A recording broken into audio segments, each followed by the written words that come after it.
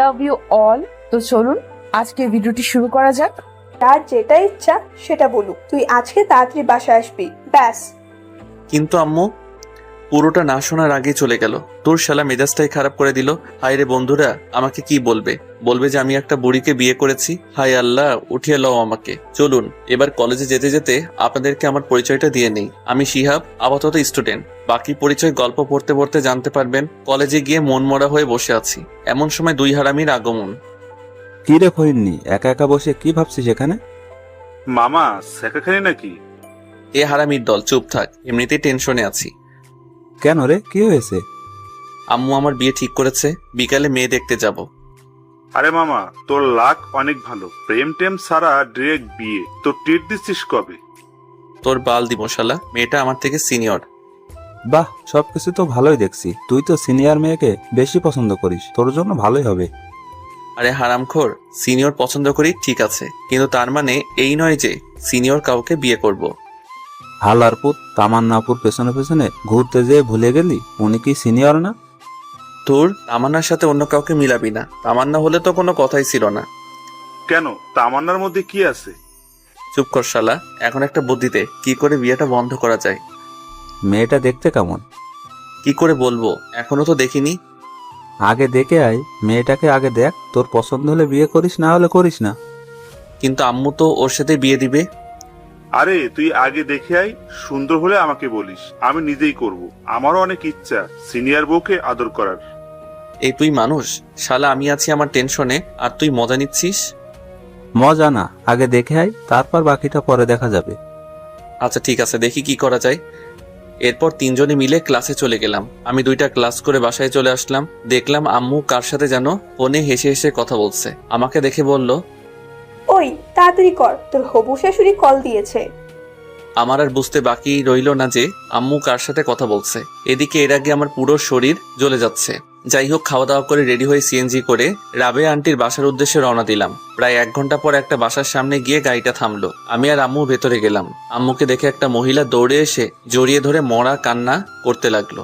আমি আম্মুর বান্ধবীকে কোনোদিন দেখিনি, তাই চিনতে পারছি না কোনটা আম্মুর বান্ধবী। এদিকে আম্মুর কাণ্ড দেখে আমার গা জ্বলে যাচ্ছে। এই মহিলার এত আবেগ কোথা থেকে আসে কে জানে। এই দেখলাম ভালো, আমার এখন দেখি কান্না করছে।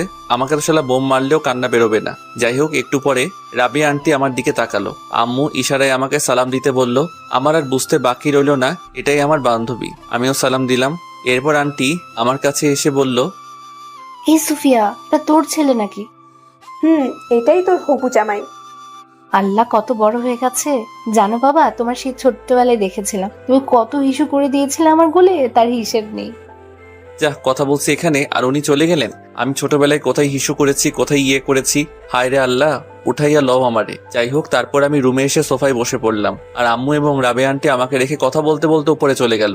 আমি একাই অবলার মতো সোফায় বসে রইলাম। আমার পাশে কেউ নেই, একটু সহমর্মিতা দেখানোর জন্য। একটু পর আম্মু নিচে আসলো। নিচে এসে আমাকে বলল, এই মুখ এমন করে রাখছিস কেন, একটু হাসি মুখে থাক। হায় রে আম্মু, তুমি তোমার ছেলের মন বুঝলে না। আমার কান্না আসছে এখানে। চুপ কর শয়তান, একটু পর বউ আসবে তোর সাথে দেখা করতে। আর কতক্ষণ লাগবে বউয়ের আসতে? তর্স হয়েছে না নাকি, একটু অপেক্ষা কর, বউ চলে আসবে। ওকে। এরপর আমি আবারও চলে গেলাম। আমি সোফার উপর একা একা বসে আছি। প্রায় 45 মিনিট হয়ে গেল। কোথায় বউ আসবে, কোথায় কি, কাউকে তো দেখতে পাচ্ছি না। মহারানীর কোনো খবরই তো নেই। অনেকক্ষণ পর মহারানীকে দেখতে পারলাম। দেখলাম মহারানীটা উপর থেকে নিচে নেমে আসছে। মহারানীকে দেখে তো আমি পুরাই টাসকি খেয়ে গেলাম। আরে বুঝতে পারছেন না তো? ধুর, আপনারা কিভাবে বুঝবেন? আপনারা তো আর দেখছেন না। আরে এটা তো আর কেউ না, আমাদের তামান্না আপু, যার পিছনে পিছনে আমি এতদিন ঘোরাঘুরি করছিলাম। তার মানে তামান্নাই রাবেয়া আন্টির মেয়ে। আহা, তামান্না আমার বউ হবে, এ যেন মেঘনা চাইতে বৃষ্টি পাওয়ার মতো। যাই হোক, তামান্না একটা শাড়ি পরে এসেছে। আমি তো ওকে দেখে হাঁ করে তাকিয়ে রইলাম।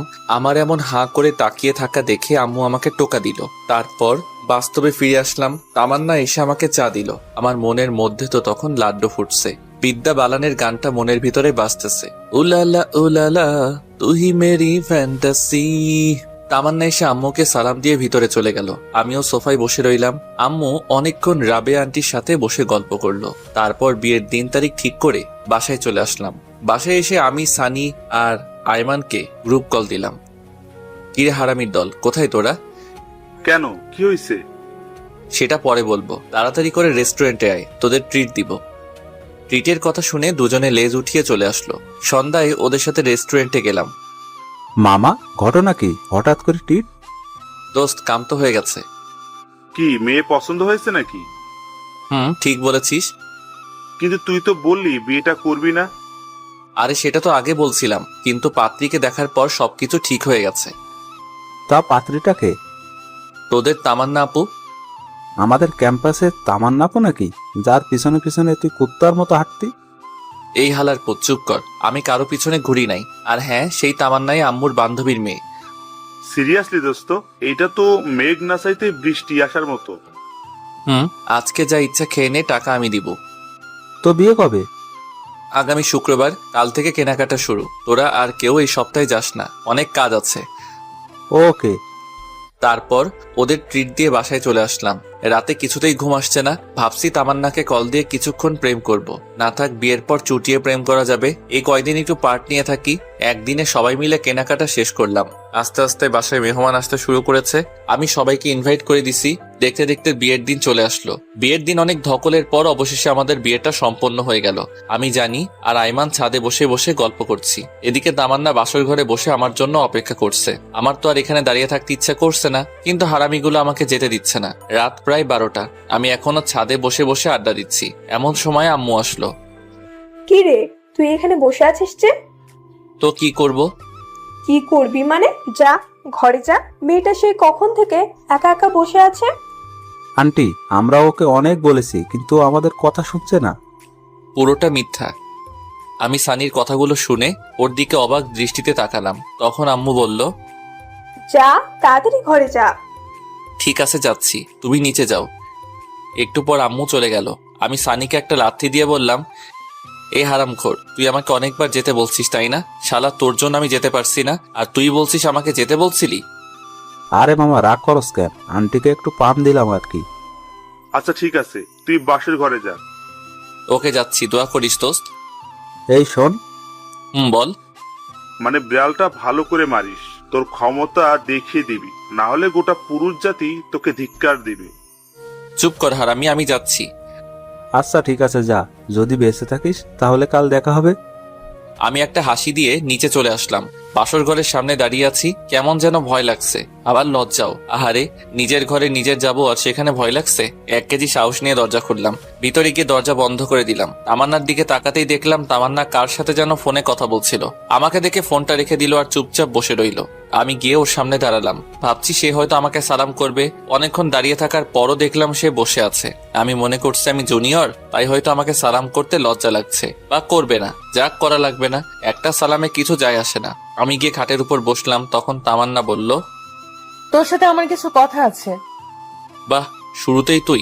আমি বললাম, কি কথা বলেন। আমি তোকে স্বামী হিসেবে মানতে পারবো না।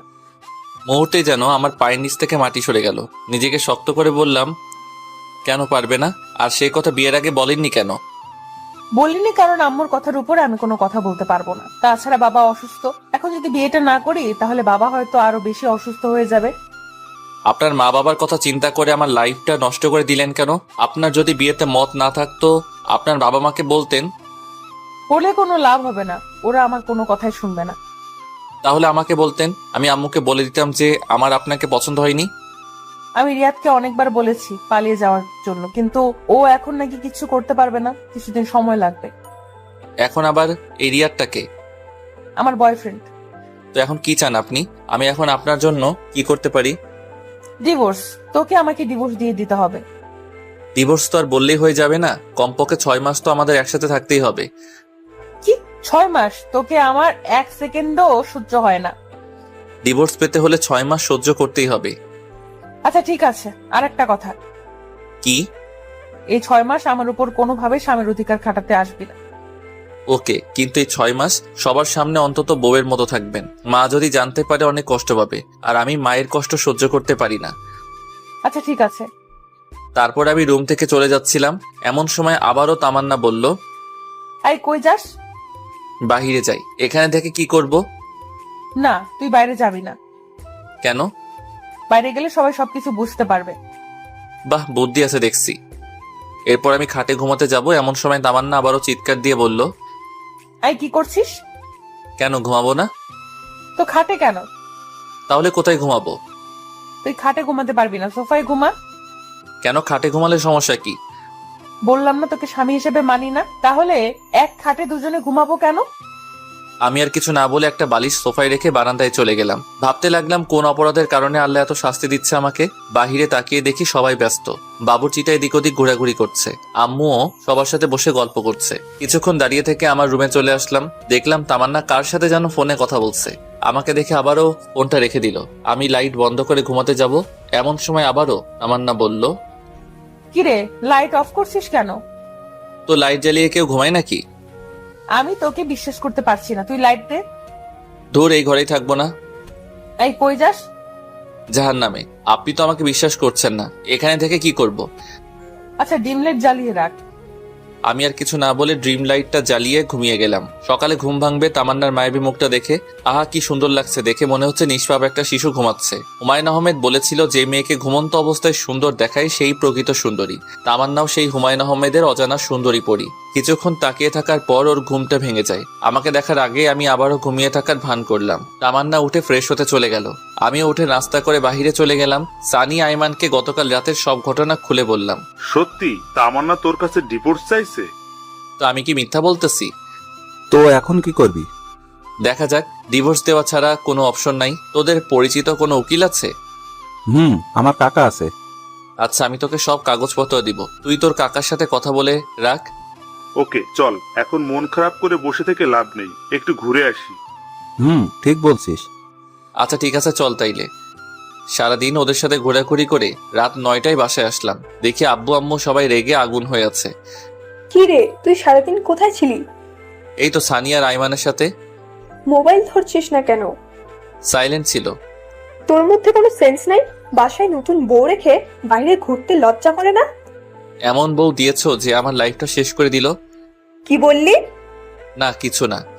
খেতে আয়। খাবো না, বাইরে থেকে খেয়ে আসছি। আর কোনো কথা না বলে সোজা রুমে চলে গেলাম। গিয়ে দেখি তামান্না কার সাথে যেন ফোনে কথা বলছে। আমাকে দেখে ফোনটা রেখে দিল। ও এইসব কাণ্ড দেখে মাথায় পুরো রক্ত উঠে গেল। ও আমাকে দেখে বলল, এই ডিভোর্সের ব্যাপারে কিছু করলি? উকিলের সাথে কথা হইছে, অন্তত 6 মাস একসাথে থাকতে। তোকে তো আমার এক সেকেন্ডও সহ্য হয় না। না হলে এখানে আছেন কেন? চলে যান এখান থেকে। এতই যখন তারা বিয়ে করেছিলেন কেন? তোকে বিয়ে করতে আমার বইয়েই গেছে, নিজেকে কখনো আয়নায় দেখেছিস? ওর সাথে আমার যায়? ভদ্রভাবে কথা বলুন, এটা আমার বাসা, আপনার নয়। তোর বাসা থেকে আমাকে ধমকাচ্ছিস? লজ্জা হওয়া উচিত তোর। ধুরবাল, ভালো লাগে না। কেন যে ফালতু মেয়েকে বিয়ে করতে গেলাম কে জানে। রুম থেকে বের হয়ে সোজা ছাদে গেলাম। ছাদে অনেকক্ষণ বসে থাকার পর রুমে চলে আসলাম। এখনো দেখছি তামান্না কার সাথে যেন ফোনে কথা বলছে।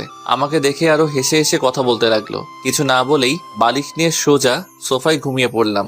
সকালে ঘুম থেকে উঠে দেখি তামান্না বিছানায় নেই, হয়তো ওয়াশরুমে গেছে। মোবাইলটা টেবিলের উপর রাখা। আমি তাড়াতাড়ি উঠে মোবাইলটা হাতে নিলাম। বাহ, লক করা নাই তো। ফোনটা হাতে নিয়ে সাথে সাথে মেসেজগুলো দেখতে লাগলাম। মেসেজগুলো দেখে আমার মাথা পুরো খারাপ হয়ে গেল। আমি নাম্বারটা নিয়ে নিলাম। দরজার আওয়াজ শুনে মনে হচ্ছে তামান্না আসছে। আমি ফোনটা রেখে তাড়াতাড়ি করে বাহিরে চলে গেলাম। এভাবেই তামান্না আর আমার দিনগুলো যেতে লাগলো। আমি কলেজে যাওয়া শুরু করলাম। পরের দিন থেকে তামান্নাও যায়। আম্মু বলেছে দুজনকে একসাথে যাওয়ার জন্য, কিন্তু তামান্না আমাকে পার্সোনালি নিষেধ করেছে। আর তাই দুজনে বাসা থেকে একসাথে বেরোলেও একসাথে কলেজে যাই না। সেদিন ক্লাস শেষ করে বাহিরে এসে দেখি তামান্না তার বন্ধুদের সাথে বসে আড্ডা দিচ্ছে আর অনেক হাসাহাসি করছে। আমার তো এসব দেখে রক্ত মাথায় উঠে গেল। আমি ওর কাছে গিয়ে বললাম, চলেন। কোথায় যাব? বাসায় যেতে হবে। তুই যা, আমি যাব না তোর সাথে। তুই করে বলাতে সবাই আমার দিকে হা করে তাকিয়ে আছে। আম্মু বলেছে আপনাকে সাথে নিয়ে বাসায় যেতে। ওই কুত্তা, তোকে না বলেছি আমার উপর স্বামীর অধিকার খাটাতে আসবি না?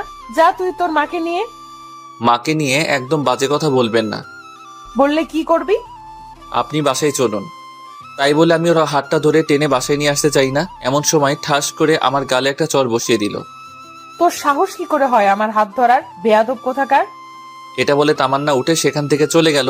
আমি গালে হাত দিয়ে দাঁড়িয়ে রইলাম। পুরো ক্যাম্পাসের ছেলে মেয়ে সবাই আমার দিকে হা করে তাকিয়ে আছে। লজ্জায় মাথা কাটা গেল। আমি আর সেখানে দাঁড়িয়ে না থেকে পাশে একটা পার্কে এসে বসে রইলাম। এমন সময় তামান্না মোবাইল থেকে নেওয়া নাম্বারটার কথা মনে পড়লো। চিন্তা করলাম কল দিব, কিন্তু না, দিলাম না। নাম্বারটা সেভ করে নিলাম। নাম্বারটা সেভ করার সাথে সাথে ইমো অ্যাকাউন্ট চলে আসলো। তারপর ইমো অ্যাকাউন্টের প্রোফাইলে গিয়ে ছেলেটার ছবি দেখলাম। একটু হ্যান্ডসাম ছেলে, একটা বাইকের উপর বসে আছে। মনে হয় এই ছেলের সাথে তামান্নার রিলেশন চলছে। ছেলেটাকে দেখে আমার কেমন যেন মনে হলো প্লে বয়। আমি ছবিটা নিয়ে আমি আমার বন্ধুদের গ্রুপে ছবিটা দিয়ে দিলাম আর বললাম, যদি কেউ এই ছেলেকে কোথাও দেখে থাকেন তাহলে যেন সাথে সাথে আমাকে কল করে। তারপর সেখানে আরো কিছুক্ষণ থাকার পর বাসায় চলে গেলাম। বাসায় আসার সাথে সাথে আম্মু ঠাস করে একটা চর বসিয়ে দিল। আমি আবুলের মতো দাঁড়িয়ে রইলাম। মারলে কেন? বেশ করেছি, তোকে আরো মারা উচিত। কেন, কি করেছি আমি? লজ্জা করে না তোর বউ থাকা সত্ত্বেও অন্য একটা মেয়েকে নিয়ে পার্কে ঘুরতে যাস? মানে, কে তোমাকে এসব কথা বলেছে? তোকে একটা মেয়ের সাথে দেখিনি? তামান্না তোকে নিষেধ করার জন্য তুই সবার সামনে তামান্নাকে চড় মারিসনি? এ কথা শুনে তো আমার মাথায় আকাশ ভেঙে পড়বে। আম্মু, আমার কথাটা শোনো। তুই কোনো কথা বলবি না, আর আমাকে আম্মু বলে ডাকবি না। আমি কখনো চিন্তাও করতে পারিনি যে তুই এত খারাপ হয়ে যাবি। আম্মু, এসব মিথ্যা। আমি জানি না, তুই আমার চোখের সামনে থেকে চলে যা, তোকে যেন আর না দেখি। ধুর, কার মুখ দেখে যে সকালে ঘুম থেকে উঠলাম। এমনি সকাল থেকে আমার সাথে যা যা ঘটছে। এদিকে আম্মু আমাকে বিশ্বাস করছে না। ব্যাগটা ঘাড়ি নিয়ে বাইরে চলে গেলাম। বাহিরে এসে একটা জায়গায় বসে রইলাম। অনেক রাত হয়ে গেছে, কি করব কিছু বুঝতে পারছি না। রাতে বাসায় না গিয়ে সানির বাসায় চলে গেলাম। কিরে, রাতের বেলায় তুই এখানে? কেন, সমস্যা হচ্ছে নাকি? সমস্যা হলে বলে দিয়ে চলে যাই। আরে ধুর, সমস্যা হবে কেন? তোকে তো কোনোদিন ভুলেও বাসায় নিয়ে আসা যায় না। আজকে এভাবে চলে আসলি তাই বললাম আর কি। আচ্ছা বাদ দে, ভেতরে আয়। তারপর আমি সানির মা বাবাকে সালাম দিয়ে ভেতরে গিয়ে ব্যাগটা রেখে ফ্রেশ হলাম। ফ্রেশ হয়ে এসে দেখি বাবা বারবার কল দিচ্ছিল। আমি ফোনটা কেটে দিয়ে সুইচ অফ করে রাখলাম। একটু পর সানির মা এসে খাওয়ার জন্য দেখে গেল। তারপর খাওয়া দাওয়া শেষ করে রুমে চলে আসলাম। এবার সানি বলল, এবার বলতো কাহিনীটা কি? তারপর আমি সানিকে সবকিছু খুলে বললাম। আমার কথাগুলো শুনে সানি বলল, আচ্ছা তাহলে এই ঘটনা। আচ্ছা, তো কাকার সাথে ডিভোর্সের ব্যাপারে কথা বলেছিস? কিছুদিনের মধ্যে কাগজপত্র চলে আসবে। তুই একটু বলে সবকিছু তাড়াতাড়ি করতে বলতো। আচ্ছা ঠিক আছে। তারপর সানির সাথে ঘুমিয়ে পড়লাম। পরের দিন সানিদের বাসা থেকে সরাসরি কলেজে চলে গেলাম। ক্লাস করতে ভালো লাগছে না, তাই বাহিরে এসে আমি, সানি আর আইমান গাছতলায় বসে আছি। দেখলাম তামান্না একটা ছেলের সাথে বাইকে করে কলেজে আসছে। বাইক থেকে নেমে ছেলেটার হাত ধরে উপরে যেতে লাগলো। দেখে আমার মাথা খারাপ হয়ে গেল, কারণ সে তো এখনো আমার বউ। আমি তো এখনো ডিভোর্স দেইনি। ডিভোর্স হওয়ার পর সে যা খুশি তাই করুক, কিন্তু এখন কেন এসব করতে হবে? রাগে আমার শরীরের লোমগুলো দাঁড়িয়ে গেল। আমি সেখান থেকে উঠে তামান্নার দিকে যেতে লাগলাম। কিরে, কই যাস? এই তো একটু আসছি। দাঁড়া, আমরাও আসছি। ওকে। তারপর সবাই একসাথে তামান্নার কাছে গেলাম। তামান্নার কাছে গিয়ে বললাম, কি ব্যাপার, আপনি এই ছেলের হাত ধরে আছেন কেন? আমি কার হাত ধরবো না ধরবো সেটা আমার ব্যাপার, তোর কি? অবশ্যই আমার সমস্যা। ভুলে যাবেন না, এখনো আপনি আমার স্ত্রী। তোকে আমি স্বামী হিসেবে মানি না। তোকে বলেছি না আমার উপর স্বামীর অধিকার খাটাতে আসবি না। আপনি না মানলেও আমার কিছু করার নেই, কারণ আপনি এখনো আমার স্ত্রী। আমাদের এখনো ডিভোর্স হয়নি। আমি যা বলবো আপনাকে তাই শুনতে হবে। যদি না চলি কি করবি? দেখবেন কি করতে পারি। দেখা তুই কি করতে পারবি। তাই বলে আমি তামান্নার দিকে আস্তে আস্তে এগোতে লাগলাম, আর সে পিছাতে লাগলো। আমি তার কাছে গিয়ে তামান্নার পাশে থাকার ছেলেটাকে একটা ঘুষি মারি। আমার কর্মকাণ্ড দেখে সবাই হা করে তাকিয়ে আছে। ছেলেটার কলার চেপে ধরলাম। এই শালারপুর, কি নাম তোর? লজ্জা করে না অন্যের বউয়ের সাথে প্রেম করতে? তুই জানিস আমি কে? তুই আমেরিকার প্রেসিডেন্ট হলেও আমার দেখার টাইম নাই। তোকে যদি আর একবার আমার সাথে দেখি তাহলে তোর খবর আছে। তুই আমার গায়ে হাত তুলছিস না? দেখ তোর কি হাল করি। তাই বলে পকেট থেকে ফোনটা বের করে কাকে যেন ফোন করতে গেল। তখন আমি ওর হাত থেকে মোবাইলটা কেড়ে নিয়ে একটা আছাড় মেরে ভেঙে ফেললাম। তারপর আরো একটা ঘুষি মারলাম। এবার ওর ঠোঁট কেটে রক্ত বেরোতে লাগলো। সানি আর আইমান আমাকে সেখান থেকে টেনে নিয়ে গেল। তামান্না আমায় রেগে যাওয়া দেখে ভয়ে কাঁপতে লাগলো। সানি আর আইমানের সাথে নিচে চলে আসলাম। তারপর কলেজের পিছনে গিয়ে অনেকক্ষণ বসে রইলাম। কিছুই ভালো লাগছে না। কলেজ ছুটি হয়ে গেছে। সানি, আমি আর আইমান বসে রইলাম। অনেকক্ষণ পর আমরাও উঠে হাঁটা দিলাম। পরে সানি আর আইমানের থেকে বিদায় নিয়ে বাসার দিকে রওনা দিলাম। ওরাও ওদের বাসায় চলে গেল। দুপুরবেলা রাস্তায় মানুষজন খুব একটা বেশি নেই, একেবারে নেই বললেই চলে। খেয়াল করলাম দুইটা ছেলে সিগারেট টানতে টানতে আমার পিছনে আসতে লাগলো। আর একটু সামনে যাওয়ার পর আরেকটা গলি থেকে 4 জন বেরিয়ে আসলো, দেখতে মাস্তান টাইপের। সবাই একসাথে আমার পিছু পিছু আসতে লাগলো। হঠাৎ করে একটি ছেলে পিছন থেকে আমার ঘাড়ে হাত রেখে চাপ দেয়। তাই দেখে আমি পিছনে তাকাই। আগুন আছে, সিগারেট খাবো। সরি, আমি ওসব খাই না। আইসে আমার লক্ষ্মী ছিলে, ওইসব খায় না। কি ব্যাপার, আপনাদের সমস্যা কি?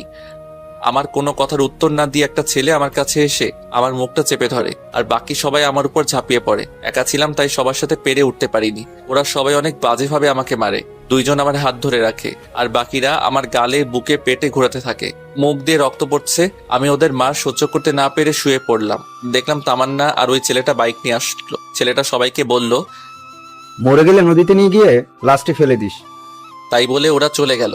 তামান্না ছেলেটার কথা শুনে হাসতেছে। এরপর দুজনে বাইক নিয়ে চলে গেল। এমন সময় হঠাৎ করে একটা ছেলে লাঠি দিয়ে আমার মাথায় আঘাত করে। এরপর আমি সেন্সলেস হয়ে পড়ে যাই।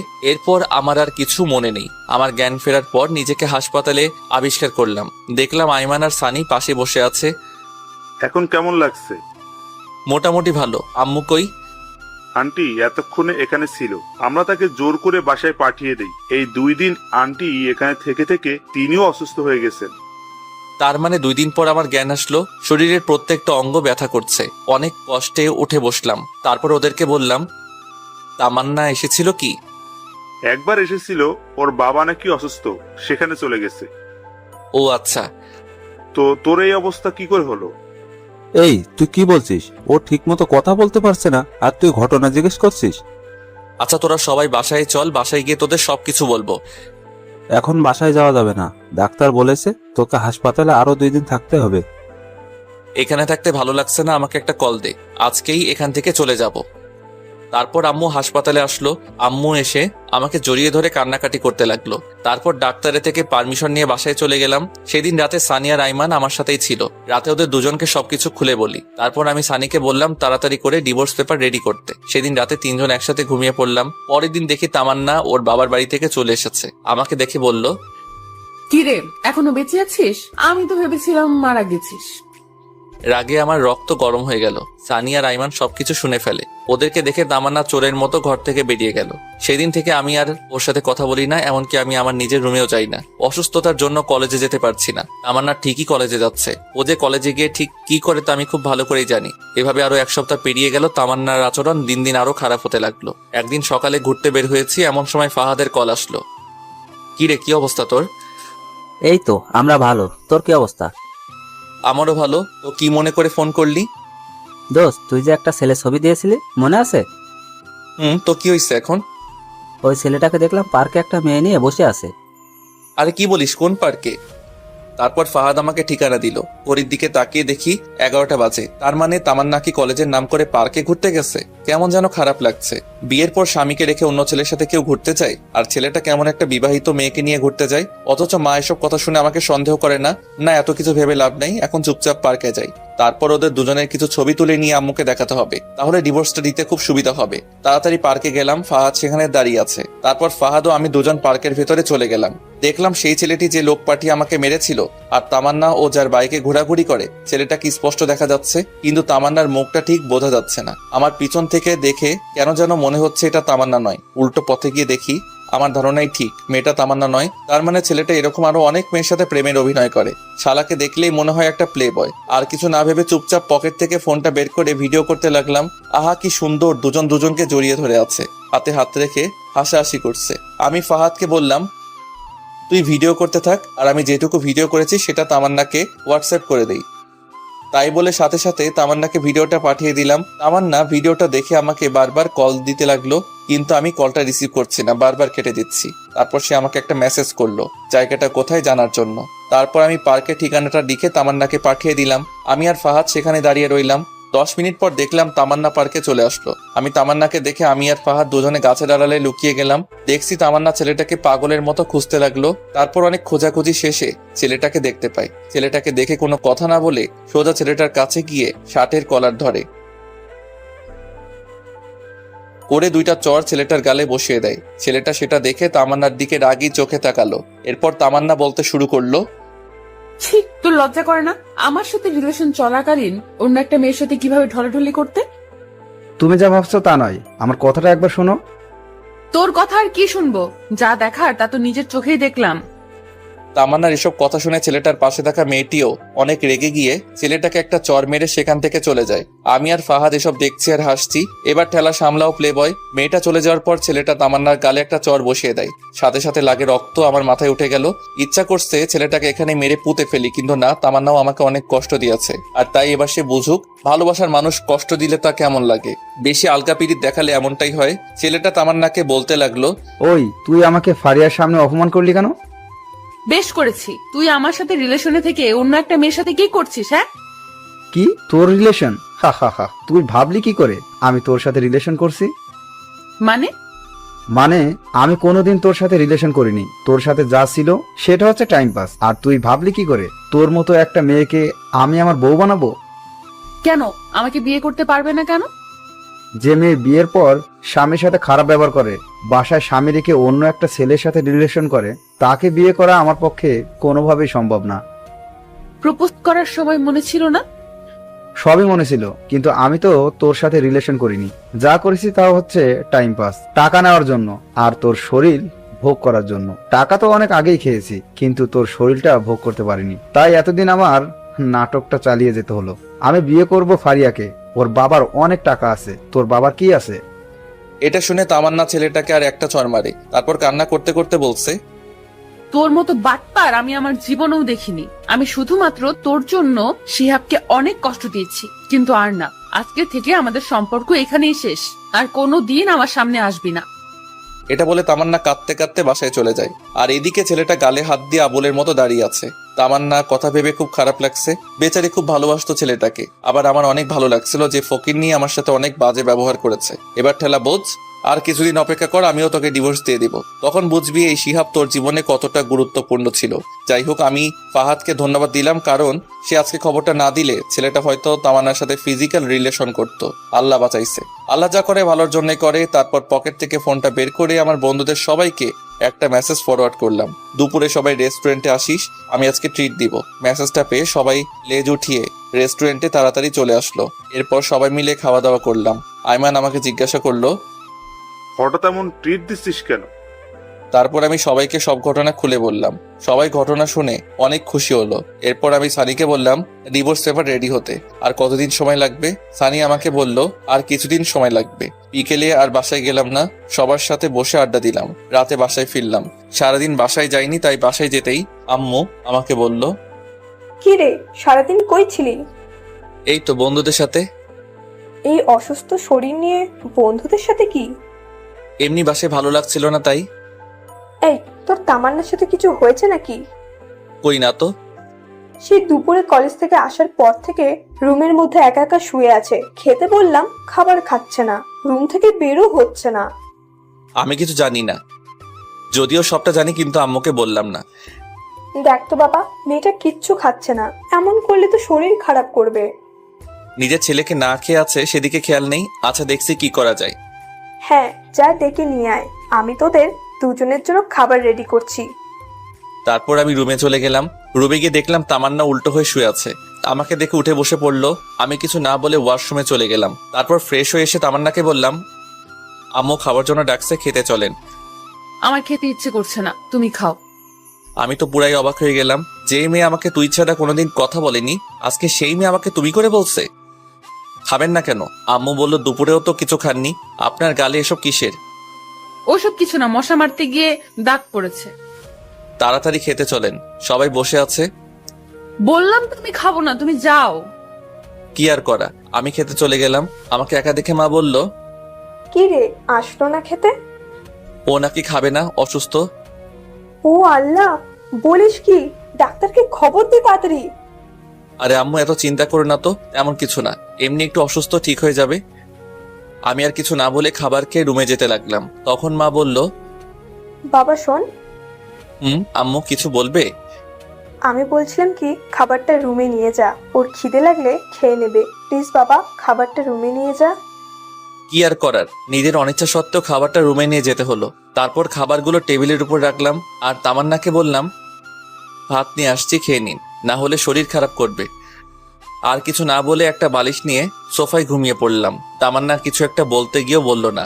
রাতে কিছু একটা শব্দ শুনে ঘুমটা ভেঙে গেল। তাকিয়ে দেখি তামান্না পাগলের মতো খাবারগুলো খাচ্ছে। আমি মুচকি মুচকি হাসছি আর মনে মনে বলছি, গরিবের কথা বাসি হলেও মিষ্টি হয়। আমি না দেখার ভান করে শুয়ে আছি। তামান্না একবার খাবার খাচ্ছে আর একবার আমার দিকে তাকাচ্ছে। তারপর আমি ঘুমিয়ে পড়লাম।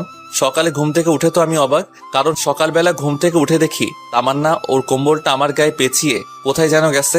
উঠে ফ্রেশ হয়ে নিলাম। তারপর খাবার টেবিলে গিয়ে তো আমি আরো অবাক, কারণ আজ খাবার টেবিলে আমার সব ফেভারিট আইটেমগুলো সাজিয়ে রাখা হয়েছে। ঘটনা কি, আজ তো কোনো বিশেষ দিন না। তারপর আমি আম্মুকে জিজ্ঞেস করলাম, আজকে এত সব রান্না কেন? তামান্না নিজের হাতে আজ সব রান্না করেছে, শুধুমাত্র তোর জন্য। এ কথা শুনে আমি একটু চমকে গেলাম।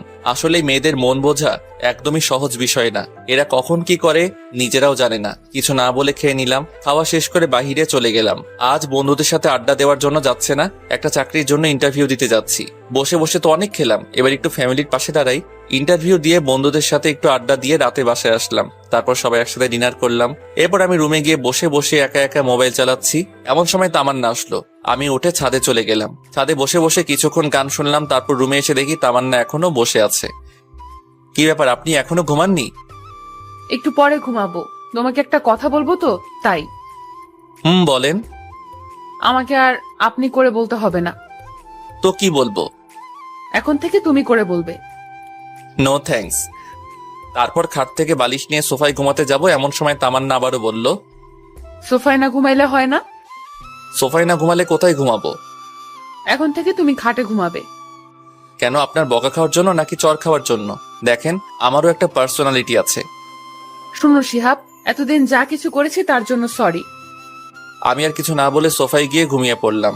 তুই কি ভেবেছিস তোর নরম নরম মিষ্টি কথায় আমি পটে যাব? তুই এখনো শিয়াবকে চিনিসনি। আমি তোকে অনেক ভালোবাসতাম, কিন্তু আমি যখনই তোর কাছে যেতাম তখনই অপমান ছাড়া আর কিছু পাইনি। যাক, এত কিছু ভেবে লাভ নেই, ঘুমিয়ে পড়ি। রাতে কারো গোঙানির শব্দে ঘুমটা ভেঙে গেল। ড্রিম লাইটের আলোয় রুমের মধ্যে সবকিছু একটু একটু দেখা যাচ্ছে। দেখলাম তামান্না শুয়ে শুয়ে কান্না করছে। ও কান্না করুক, তাতে আমার কি। আমি বালিশটা কানের উপর চাপা দিয়ে ঘুমিয়ে পড়লাম। সকালবেলা কারো নরম হাতের স্পর্শে ঘুমটা ভেঙে গেল। হালকা চোখ খুলে দেখি তামান্না আমার মাথায় হাত বুলাচ্ছে। আমিও না বোঝার ভান করে ঘুমিয়ে আছি। একটু পর সে উঠে গোসল করতে চলে গেল। গোসল করে এসে আমাকে ডাকতে লাগলো। ঘুম থেকে উঠে আমিও ফ্রেশ হয়ে নিলাম। সকালবেলা নাস্তা করে শুয়ে শুয়ে ফেসবুকিং করছি। এমন সময় আয়মান কল দিয়ে বলল, দোস্ত, তোর চাকরিটা হয়ে গেছে? আমি খবরটা শুনে অনেক খুশি হয়ে গেলাম। যাক, এতদিন একটু পরিবারের পাশে দাঁড়াতে পারবো। আব্বু আম্মু দুজনকে খবরটা দিলাম। দুজনেই বেশ খুশি। তামান্নাকে কিছুই বললাম না। তারপর সানিয়া রাইমানের সাথে আড্ডা দিয়ে রাতে বাসায় ফিরলাম। বাসায় ফিরতেই তামান্না আমাকে বলল, কংগ্রেচুলেশন। কংগ্রাচুলেশন কেন? নতুন চাকরি পেয়েছো তাই। ও আচ্ছা, ধন্যবাদ। পরের দিন সকালে ঘুম থেকে উঠে নাস্তা করে রেডি হয়ে অফিসে চলে গেলাম। আজ অফিসের প্রথম দিন, অনেক ভালো লাগলো। অফিসের কলিগের সাথে পরিচিত হলাম, বসের সাথে পরিচিত হলাম। এক কথায় দিনটাও অনেক ভালো কাটলো। এইভাবে আরো 10টি দিন কেটে গেল। তামান্না বারবার আমার কাছে আসতে চাই, আমার সাথে কথা বলতে চাই, কিন্তু আমি ওর সাথে কথা বলি না, কারণ অতীতের কথাগুলো আমি এখনো ভুলি নাই। তামান্নার জন্য আমি এতদিন কলেজে যাই নাই বললেই চলে। সেদিন কলেজে সবার সামনে অপমান করার পর থেকে আর কলেজে যাই না, শুধু পরীক্ষাটা দিয়ে চলে আসি। পরের দিন অফিসে যাচ্ছি, এমন সময় আম্মু এসে বলল, কি রে, অফিসে যাচ্ছিস? কিছু বলবে? হ্যাঁ, বলছিলাম কি, তামান্নার মা ফোন করেছিল, সে নাকি একটু অসুস্থ, তাই তামান্নাকে ওর মা যেতে বলেছে। তো যাক না, আমি কি বারণ করেছি? না মানে, আমি বলছিলাম কি, তুই যদি দিয়ে আসতি তাহলে খুব ভালো হতো। আমি কিভাবে দিয়ে আসবো? অফিসে দেরি হয়ে যাবে তো। হবে না, তামান্না রেডি আছে। প্লিজ বাবা, তুই একটু ওকে নামিয়ে দিয়ে যা। কি আর করার, অনিচ্ছা সত্ত্বেও আম্মুর কথা শুনে তামান্নাকে নিয়ে বেরিয়ে পড়লাম। একটা সিএনজি নিলাম। তামান্না আর আমি পাশাপাশি বসে আছি, কিন্তু কেউ কারোর সাথে কোনো কথা বলছি না। তামান্নার মুখ দেখে বুঝতে পারছি সে কিছু বলতে চায়, কিন্তু বলতে পারছে না। তাই দেখে আমি বললাম, কিছু বলবেন কি? তোমার অফিস কখন শেষ হবে? 4টায়, কাজের চাপ থাকলে দেরি হতে পারে। আচ্ছা, একটা কথা বলি। জি বলেন। তোমার অফিসে কি মেয়ে কলিগ আছে? হ্যাঁ, 5 জন আছে। 2 জন আমার পাশেই বসে। ও আচ্ছা। কথা বলতে বলতে তামান্না তো বাসার সামনে চলে আসলাম। তামান্নাকে তামান্নাদের বাড়িতে নামিয়ে দিয়ে আসতে যাব, এমন সময়, বাসায় আসবে না? না, আমার অফিসে দেরি হয়ে যাচ্ছে। তাহলে অফিসে সে এসো। না, আর কারো অপমান সহ্য করব না। এমনিতেই অনেক অপমান সহ্য করেছি। কলেজে যাওয়া বন্ধ করে দিছি। আপনি ভেতরে যান। তামান্না কিছু বলতে চাইছিল, কিন্তু আমি ওর কথা না শুনে সিএনজি ড্রাইভারকে বললাম গাড়ি টান দিতে। তারপর সোজা অফিসে চলে গেলাম। সারাদিন অফিস করে বিকেলে আড্ডা দিয়ে বাসায় গেলাম। আমি বাসায় যেতেই আম্মু আমাকে বলল, কি রে, তুই এখানে কেন? তো কোথায় যাব? তামান্নাদের বাসায় যাসনি? আমাকে কি পাগলা কুত্তায় কামড়াইছে? ভালো লাগছে না, খাবার দাও তো। তোমার কথা রাখতে গিয়ে আজ আমার জীবন তেজপাতা হয়ে গেল। কি বললি? কিছু না, খাবার দাও তাড়াতাড়ি, আমি ফ্রেশ হয়ে আসছি। আচ্ছা আয়। তারপর ফ্রেশ হয়ে এসে খাওয়া দাওয়া করে রুমে গিয়ে শুয়ে রইলাম। আহ কি শান্তি! কতদিন পর আজ একটু শান্তি করে বিছানায় ঘুমাবো। এতদিন এই ফকিন্নির জন্য বিছানায় ঘুমাতে পারিনি। মনে হচ্ছে 20টা বছর খাটে ঘুমাই না। শুয়ে শুয়ে গান শুনছি, এমন সময় একটা অচেনা নাম্বার থেকে কল আসলো। আসসালামু আলাইকুম, কে বলছেন? আমি আরে এই আমিটা কে? আরে আমি তামান্না বলছি। ও আচ্ছা, তো এটা আবার কার নাম্বার? আমার একটা কাজিনের নাম্বার। তুমি ঠিক মতো খাইছো? হ্যাঁ খাইছি, আপনি খাইছেন? হুম। আচ্ছা, এখন আপনার আম্মু কেমন আছে? জি ভালো। আচ্ছা তাহলে এখন ফোনটা রাখি, ঘুমাবো, খুব ঘুম পাচ্ছে। ওকে। কল কেটে দিয়ে ভাবছি হঠাৎ এত কেয়ার নিচ্ছে কেন। মেয়ে মানুষকে বিশ্বাস করতে নাই, এদের মনে কখন কি চলে তা নিজেরাও জানে না। যাই হোক, তামান্না যে আস্তে আস্তে আমার প্রতি দুর্বল হচ্ছে সেটা আমি ঠিকই বুঝতে পারছি। এভাবে আরো 1 সপ্তাহ কেটে গেল। আমি আরামসে বিছানায় খাওয়া দাওয়া করে অফিসে যাই আর বন্ধুদের সাথে আড্ডা দেই। তামান্নার সাথে আর কথা বলি না। যদি সে নিজে থেকে কল দেয় তাহলে হাই হ্যালো ছাড়া অতিরিক্ত কোনো কথা হয় না। সেদিন অফিসে কাজ করছি, সানি এমন সময় কল করলো। কি রে, কি অবস্থা তোর? এই তো ভালো, তোর কি অবস্থা? আসি রে, বেকার মানুষের আর কি অবস্থা। আচ্ছা শোন, যে জন্য কল করেছিলাম, বল। তোর ডিভোর্স পেপার রেডি হয়ে গেছে। বিকেলে পুকুর পাড়ে আসিস, পেপারটা নিয়ে যাস। ধন্যবাদ দোস্ত। শুকনো ধন্যবাদ দিতে হবে না, টিপ দিতে হবে। আচ্ছা ঠিক আছে, তাহলে আইমানকেও সাথে নিয়ে আসিস। আচ্ছা ঠিক আছে। যাক, অবশেষে পেপারটা রেডি হলো। এই পেপারটার জন্য এতদিন যেই প্যারায় ছিলাম তা বলে বোঝানো যাবে না। বিকেলে অফিস শেষ করে পুকুর পাড়ে চলে গেলাম। গিয়ে দেখলাম সানি আর আইমান বসে আছে। তারপর ওদের সাথে বসে অনেকক্ষণ আড্ডা দিলাম। তারপর ওদের ট্রিট দিয়ে বাসায় চলে আসলাম। বাসায় এসে দেখি আম্মু রেগে আছে। কি হয়েছে আম্মু, এভাবে তাকিয়ে আছো কেন? তুই মোবাইল কই শুনি? আছে তো। তাই বলে পকেটে হাত দিয়ে মোবাইলটা বের করে দেখি মোবাইলটা বন্ধ হয়ে আছে। তোকে কল দেই, কল যায় না কেন? আমি ফোনে চার্জ ছিল না, সেজন্য কল আসেনি। মোবাইল চালাতেই ভালো লাগে, চার্জ দিতে মনে থাকে না? আচ্ছা বাদ দাও তো, কল দিয়েছিলে কেন? তামান্নাকে নিয়ে আসার জন্য। আমি তো নিয়ে আসতে যাবো ওকে, একা একা আসতে পারে না নাকি? নাকি আমি ওর বডিগার্ড? এ কেমন কথা বলছিস? মেয়েটা একা একা আসবে কি করে? তুই যা, ওকে নিয়ে আয়। আমি কি ওকে নিয়ে আসবো মানে? হ্যাঁ, তুই গিয়ে ওকে নিয়ে আয়, না হলে তোর এই বাড়িতে ঠাঁই নাই। এটা কেমন কথা? হ্যাঁ, এখন চুপচাপ গিয়ে ওকে নিয়ে আয়।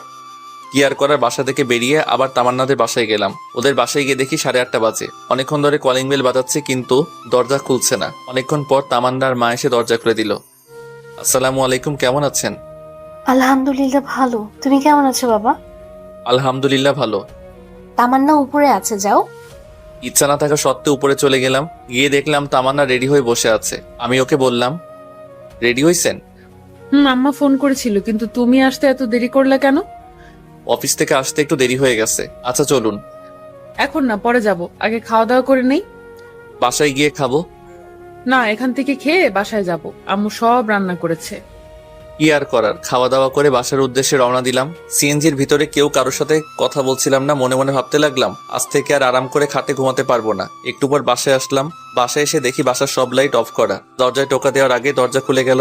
বাসার ভিতরে সব লাইট বন্ধ। তারপর আম্মুকে অনেকবার ডাকলাম, ধুর কোনো সারা শব্দ নাই। অনেক চিন্তায় পড়ে গেলাম, কোনো অঘটন ঘটলো না তো? তামান্না ভয়ে আমার হাত চেপে ধরে রাখলো। আমি পকেট থেকে মোবাইলটা বের করে লাইট জ্বালাতে যাব, এমন সময় আমাদের দুজনকে অবাক করে দিয়ে অনেকগুলো লাইট একেবারে চলে গেল। এরপর সানি, আইমান আর আম্মু একসাথে বলে উঠলো, happy birthday to you, happy birthday dear Tamanna, many many happy returns of the day. Of the day. আমি তো পুরাই টাসকি খেয়ে গেলাম। এসব কে করলো, কখন করলো আর কিভাবে করলো? আমি তো এই 2 ঘন্টা আগে বাসায় ছিলাম, কই তখন তো কিছুই ছিল না। আমি শুধু ভাবছি আর তামান্না আম্মুকে বলল, আম্মু, আপনি কি করে জানলেন আজকে আমার জন্মদিন? আর এত কিছুই বা কে করলো? সবাই একসাথে আমাকে দেখিয়ে দিল। আমি তো আবার টাসকি খেয়ে গেলাম। যাই হোক, তারপর সবাই মিলে কেকটা কাটলাম। কেক কেটে তাহলে আমাকে একটু খাইয়ে দিল, তারপর আমিও ওকে খাইয়ে দিলাম। একা একা সবাই খেয়ে নিলাম, সবাই মিলে অনেক মজা করলাম। এরপর সানি, আইমান আর আম্মু তামান্নাকে অনেকগুলো গিফট দিল।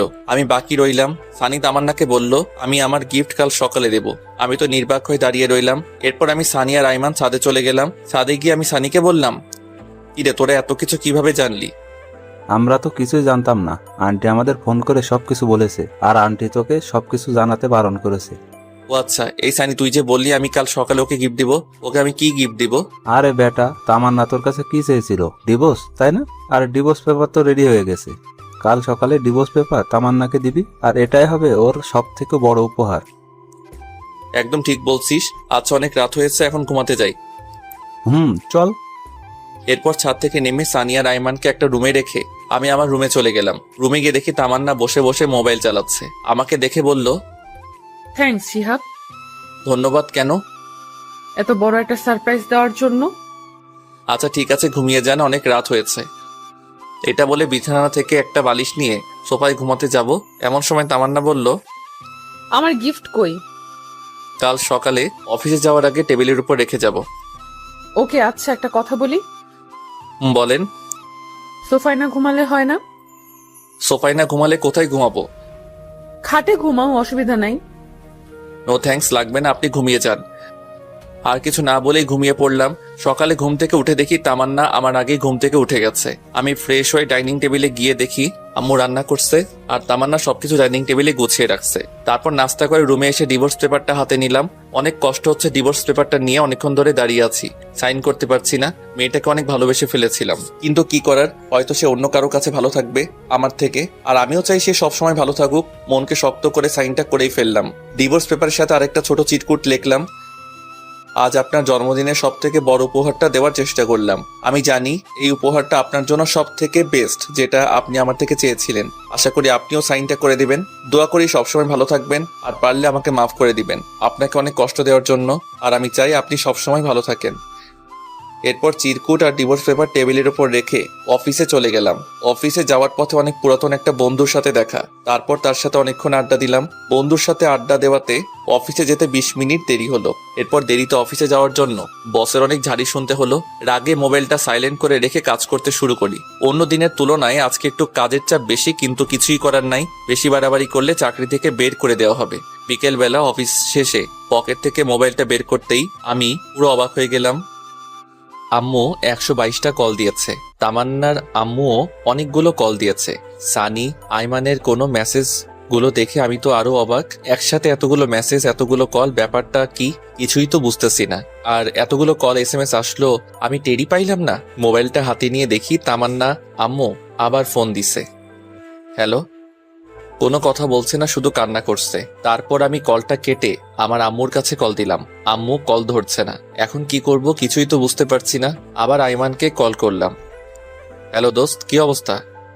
কিরে, তোর এতবার কল দিলাম, কল ধরিস না কেন? আসলে অফিসে কাজের চাপ একটু বেশি তো, তাই। তো এখন কোথায় আছিস? এই তো 3 রাস্তার মোড়ে আছি। তাড়াতাড়ি মোহাম্মদ আলী হাসপাতালে চলে আয়। কেন, কার কি হয়েছে? তামান্না সুসাইড করতে নিছিল, আমরা সবাই মিলে ওকে হাসপাতালে নিয়ে আসছি। কি, সুইসাইড করতে নিছিল ও? মানে দাঁড়া, আমি এখনই আসছি। তাড়াতাড়ি আয়। তাই বলে আমি ফোনটা রেখে হাসপাতালের দিকে রওনা দিলাম। কেমন যেন টেনশন লাগছে। তামান্না হঠাৎ করে সুইসাইড করতে গেল কেন? হাসপাতালে গিয়ে দেখি আম্মু, তামান্নার আম্মু, সানি আর আয়নার বাইরে বসে আছে।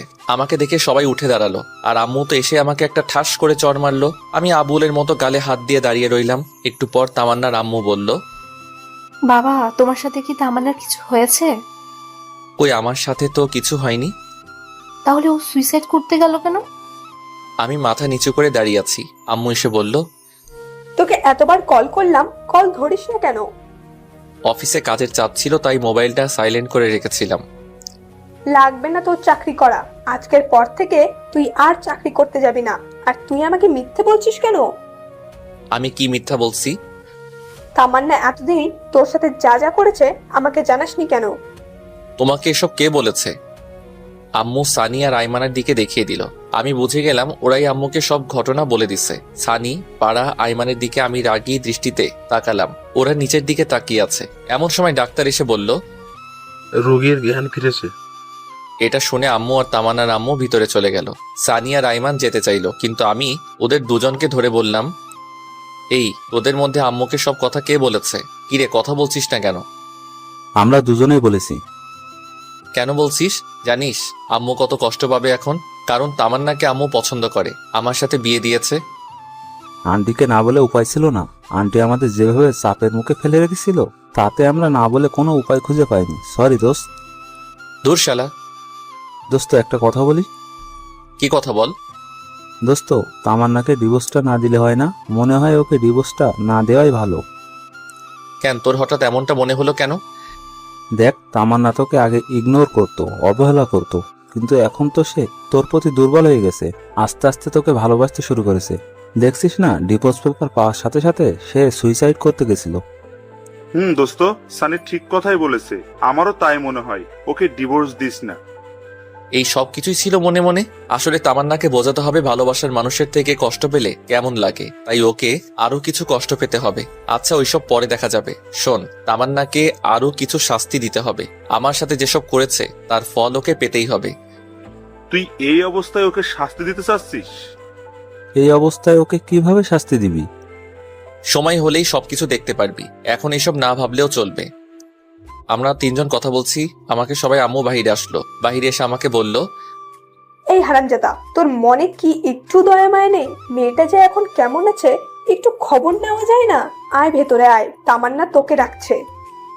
আম্মুর কথা শুনে আমরা তিনজনে ভিতরে গেলাম। আমি ভিতরে গিয়ে তামান্নার মাথার কাছে বসলাম। আমাকে দেখে একটু অভিমান করে মাথাটা অন্যদিকে ঘুরিয়ে নিল।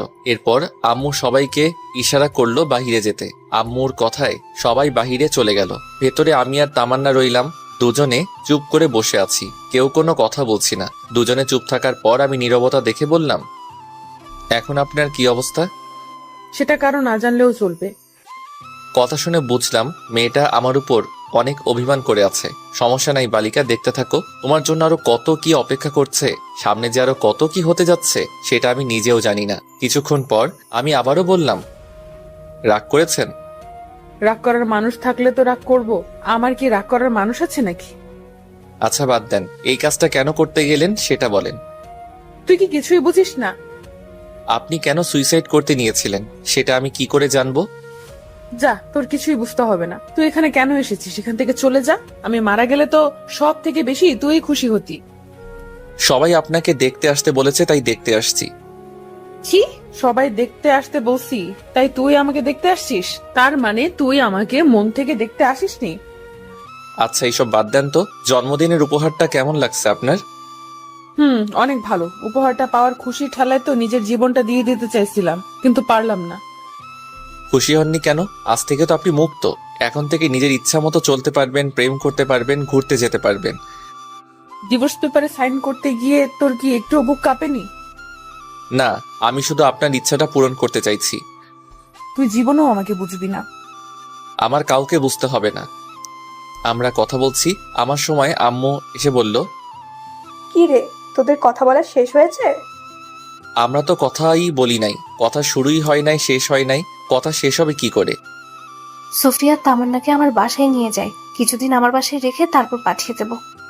তুই যেটা ভালো মনে করিস। বাহ, দুজনের বন্ধুত্ব টিকিয়ে রাখার জন্য মাঝখানে আমাকে বলি দেওয়া হলো। আমি কেবিন থেকে বের হয়ে যাচ্ছি। আসার সময় আম্মু বলল, কি রে, তুই কোথায় যাস? বাসায় যাচ্ছি। আবার কোথায় যাব? যা, তামান্নাকে ওদের বাসায় দিয়ে আয়। আমি কিছু না বলে চুপচাপ দাঁড়িয়ে আছি, সেটা দেখে আম্মু আবার বলল, কি রে, আমি কি বলছি কথা কানে যায় না? আরে দিয়ে আসবো তো, সমস্যা নাই, কিন্তু তুমি এমন করছো কেন? চুপচাপ গিয়ে একটা সিএনজি নিয়ে আয়। তারপর আমি আর কিছু না বলে বাহিরে গিয়ে একটা সিএনজি থেকে নিয়ে আসলাম।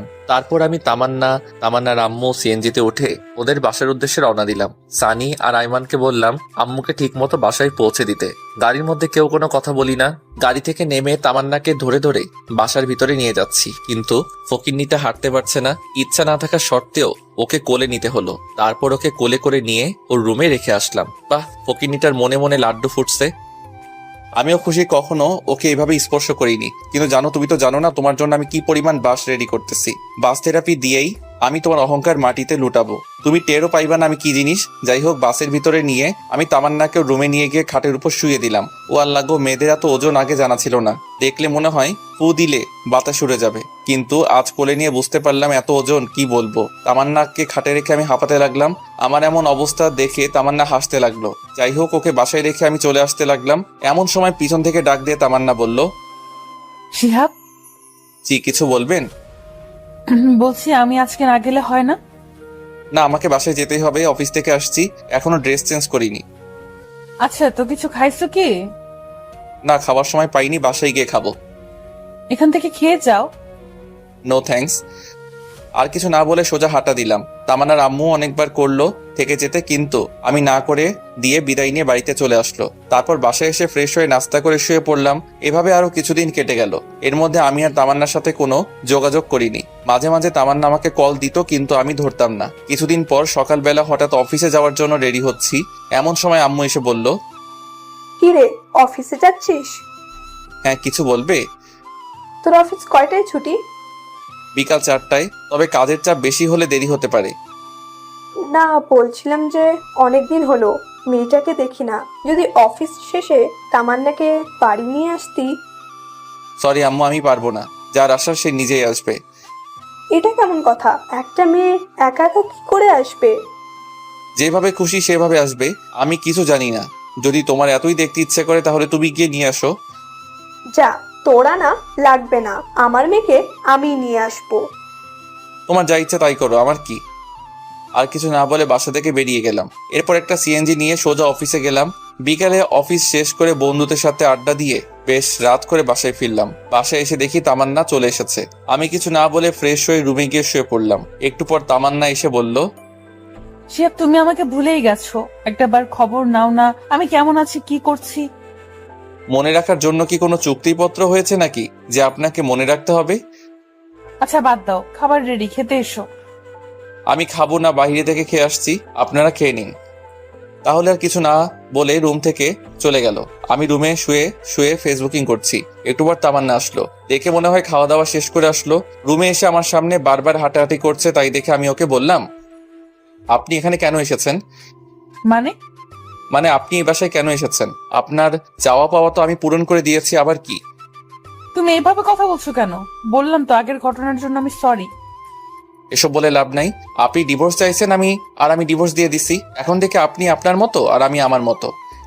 আমি এসব মানি না। আমি আম্মুকে ছাড়া থাকতে পারবো না। আম্মু যেদিন নিজে আমাকে বাড়ি থেকে বের করে দিবে, আমি সেদিন চলে যাব। আমি আর কিছু না বলে শুয়ে শুয়ে মোবাইল চালাচ্ছি। একটু পর তামান্না এসে বিছানায় উঠতে লাগলো। আমি তা দেখে ওকে বললাম, এই কি করছেন আপনি? কেন, ঘুমাবো না নাকি? ঘুমাবেন ঠিক আছে, কিন্তু খাটে কি? আপনি মনে হয় ভুলে গেছেন এটা আমার রুম, আমার খাট, তাই আপনি আমার খাটে ঘুমাতে পারবেন না। তো কোথায় ঘুমাবো? যেখানে খুশি ঘুমাও, কিন্তু বিছানায় ঘুমাতে পারবেন না। তাহলে আমি একটা বালিশ তামান্নার হাতে দিলাম। তামান্না বালিশটা নিয়ে সোফায় গিয়ে শুয়ে পড়লো। এখন দেখো কেমন লাগে সোফায় ঘুমাতে। আমাকে অনেক জ্বালাইছো, এখন তুমি একটু ফল ভোগ করো। আমি আর কিছু না বলে পাশ কাটিয়ে শুয়ে পড়লাম। মাঝরাতে কিছু একটা শব্দে ঘুমটা ভেঙে গেল। ঘুম ভাঙতে তাকিয়ে দেখি তামান্না নাক টেনে কান্না করছে। তাই নাকি? আমি বললাম, আপনার সমস্যা কি? এসব ন্যাকা কান্না মানে কি? তোমার এত কিছু জানতে হবে না। আমার জানার কোনো প্রয়োজন নাই। আপনি অন্য কোথাও গিয়ে কাঁদেন, এখানে না। সকালে আমার অফিস আসতে ঘুমাতে হবে, আমার ঘুমের ডিস্টার্ব হচ্ছে। আমি বারণ করে পরে তামান্না কান্না করেই যাচ্ছে। আর একবার ন্যাকা কান্না করলে কিন্তু একটা লাথি দিয়ে সোফা থেকে ফেলে দিব। যত সব আজাইরা। তামান্না আর কিছু না বলে ওয়াশরুমের দিকে চলে গেল। আমিও মনে মনে বলছি, এবার ঠেলা সামলাও জানো, আমিও অনেক কষ্ট পাইছি তোমার আচরণে। এখন দেখো কষ্ট পাইতে কেমন লাগে। এসব ভাবতে ভাবতে কখন যে ঘুমিয়ে গেছি মনে নেই। সকালে ঘুম থেকে উঠে দেখি তামান্না আমার আগে ঘুম থেকে উঠে গেছে। তারপর আমি ঘুম থেকে উঠে ফ্রেশ হয়ে নাস্তা করে অফিসে চলে গেলাম। অফিস শেষে সানিয়া রাইমানকে কল করে পুকুর পাড়ে আসতে বললাম। আমি পুকুর পাড়ে এসে দেখি আমার আগেই ওরা এসে বসে আছে। কিরে, কি অবস্থা তোদের? বেকার মানুষের আবার অবস্থা। আমরা তো আর তোর মতো টাকা ইনকাম করতে পারছি না, বাপের টাকায় বসে বসে খাচ্ছি। আচ্ছা বাদ দে, চল ওই পাশে গিয়ে বসি। চল। তারপর ওই পাশে গিয়ে বসে কথা বলতে লাগলাম। কি রে তামান্না, কি খবর এখন? ভালোই। যাক, ভালো হলেই ভালো। কিন্তু দোস্ত, আমি একটা বিষয় কিছুতেই বুঝতে পারছি না। কি? তামান্নাকে ডিভোর্স দিলাম সেটার কোনো খবর নাই, আবার আমার বাড়ি থেকেও যাচ্ছে না। আরে বোকা, ও যাবে কি করে? ও তো এখন তোকে ভালোবেসে ফেলেছে।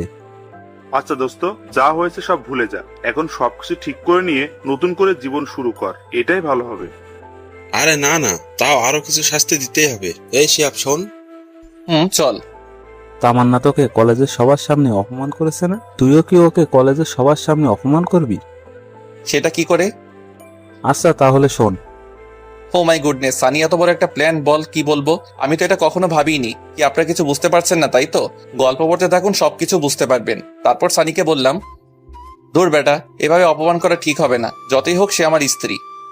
আরে বেটা, সমস্যা নাই, এখন একটু শাস্তি দে, পরে একটু বেশি করে আদর করে দিস, তাহলেই হয়ে যাবে।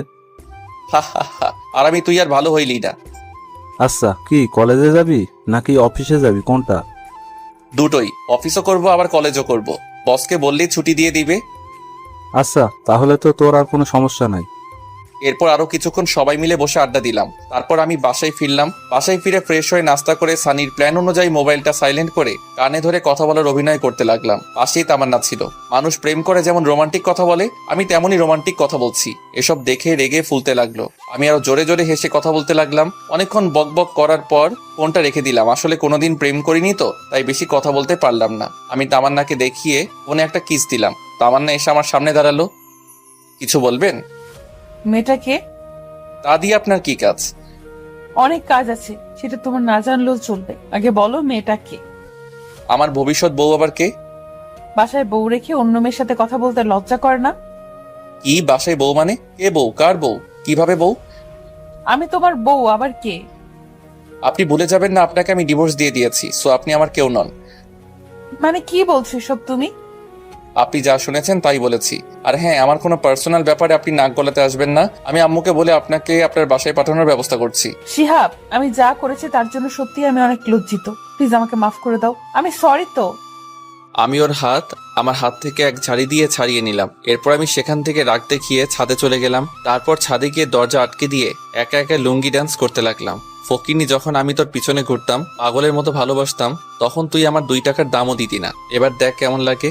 একটু পর ছাদ থেকে নেমে এসে ডিনার করে রুমে গিয়ে শুয়ে পড়লাম। তামান্না যথারীতি একটা বালিশ নিয়ে সোফায় ঘুমিয়ে পড়লো।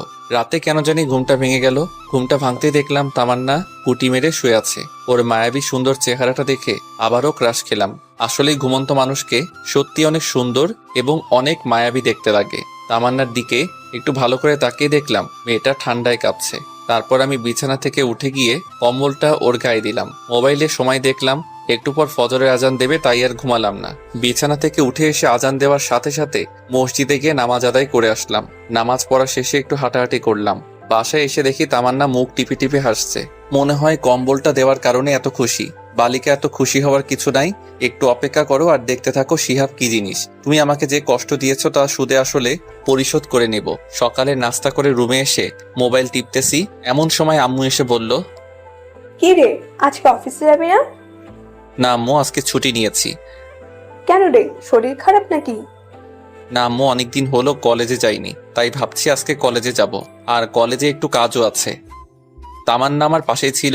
ও আমার কলেজে যাওয়ার কথা শুনে আম্মুকে বলল, আমি বলছিলাম কি, আমিও তো অনেকদিন হলো কলেজে যাই না, আর পড়াশোনাটাও ঠিকভাবে হচ্ছে না। যদি আজকে শিহাবের সাথে কলেজে যাই তাহলে কি কোনো সমস্যা হবে? আরে আমার আবার কি সমস্যা হবে? তোরা দুজন কলেজে যাবি, যা। ধন্যবাদ আম্মু। এই শিহাব, হ্যাঁ আম্মু বলো। বলছি তুই তামান্নাকে সাথে নিয়ে কলেজে যা। আমি পারবো না। পারবি না কেন? যে যার মতো কলেজে যাবে, আমি কাউকে নিয়ে যেতে পারবো না। এটা কেমন কথা? মেয়েটা একা একা কি করে কলেজে যাবে? যার যেভাবে খুশি যাক, আমি কাউকে নিয়ে যেতে পারবো না। আমি আম্মুকে আর কিছু বলতে না দিয়ে সোজা রুমে চলে আসলাম। রুমে এসে রেডি হয়ে তামান্নার আগেই কলেজে চলে গেলাম। আমি, সানি, আইমান আর ইতু একসাথে বসে আছি। তামান্নাকে আসতে দেখে সানি বলল, এ মামা, ও আসছে, শুরু করে দে। কে আসছে? আরে শালা, তোর বউ আসছে, প্ল্যান অনুযায়ী কাজ শুরু করে দে। এরপর আমি আর ইতু বসে বসে দুজন দুজনের হাত ধরে হেসে হেসে কথা বলছি। ইতু প্ল্যান অনুযায়ী আমার হাত ধরে বসে আছে। তামান্না তো আমাদেরকে দেখে রাগে ফুলতে লাগলো। তামান্না আমাদের কিছু না বলে সোজা উপরে চলে গেল। আমরা তো সবাই হাসতে হাসতে শেষ। আমরা কেউই আজ ক্লাস করিনি। সবাই বসে বসে আড্ডা দিচ্ছি। তামান্না উপর থেকে বারবার আমাদের দিকে তাকাচ্ছিল। আমি অভিনয়টা বেশ ভালো করে চালিয়ে যাচ্ছি না? যে কেউ দেখলে বলবে আমরা দুজন দুজনকে অনেক ভালোবাসি, কিন্তু এটা ছিল আমাদের প্ল্যান। এভাবে 2 ঘন্টা পার হয়ে গেল। 2 ঘন্টা পর তামান্না ও তার বান্ধবীরা একসাথে আমার দিকে আসছে। সানি আর আইমান ওদের দেখে গান গাইতে লাগলো। আমার এই বাজে স্বভাব কোনোদিনও যাবে না। একটা সিনিয়র মেয়ে এসে সানিকে বলল, যখন একটা কানের নিচে পড়বে এমনিতেই বাজে স্বভাব চলে যাবে। আমি তখনও ইতুর হাত ধরে বসে আছি, আর আমার এমন আচরণ দেখে তামান্না বলল, ছি শিহাব, তোমার লজ্জা করে না? কেন আমার লজ্জা করবে কেন? আমি কি ল্যাংটা হয়ে আছি নাকি? ল্যাংটা হয়ে না থাকলেও তার থেকে অনেক খারাপ কিছু করছো। বাসায় বউ রেখে এখানে অন্য একটা মেয়ের সাথে। ছি। ওয়েট, বউ মানে কার কথা বলছেন? কার সাথে আবার বলবো? আমার সাথে বলছি। হোয়াট? কে আপনি? আপনাকে তো আমি চিনিই না।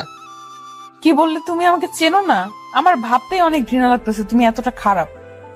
আপনার লজ্জা করে না একটা জুনিয়র ছেলের পিছনে পিছনে ঘুরতে? আপনাকে তো আমি পাত্তাও দেই না, তাহলে কেন বারবার আমার পিছনে আসেন?